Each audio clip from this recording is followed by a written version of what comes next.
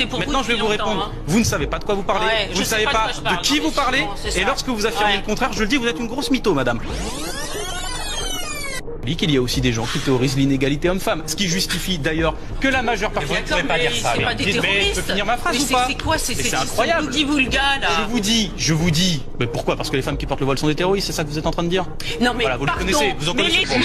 Les islamistes sont des terroristes, pas les catholiques des fraternités que vous voulez. Oui, maintenant, combien de gens égorgés au nom de Jésus? Dites-moi.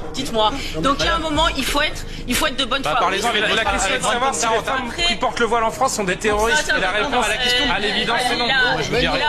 C'est à moi de répondre. Quand bien même certaines femmes, c'est pas seulement la question. Non, mais en fait, qui lui répond. Non, mais c'est incroyable. Vous finirez ensuite. D'habitude, j'ai un temps de parole sur les autres émissions des semaines d'avant.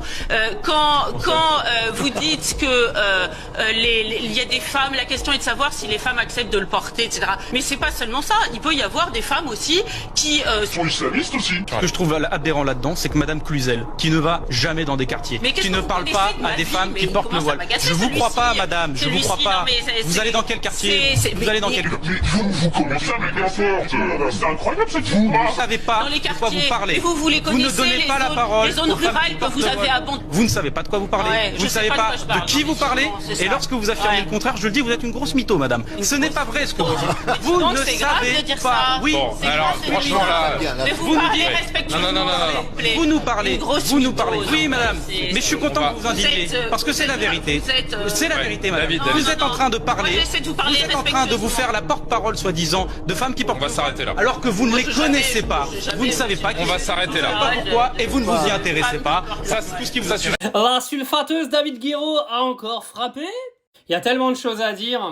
Faut faire attention à ce qu'on dit parce qu'apparemment Madame la Blonde est venue nous expliquer que vu qu'il y a des extrémistes radicalisés dans les femmes voilées, donc toutes les femmes voilées, aujourd'hui sont des dangers. Donc moi je tiens à dire qu'avec le nombre de prêtres pédophiles que nous avons dans notre pays, du coup nous devons généraliser l'intégralité des gens qui s'occupent de nos églises.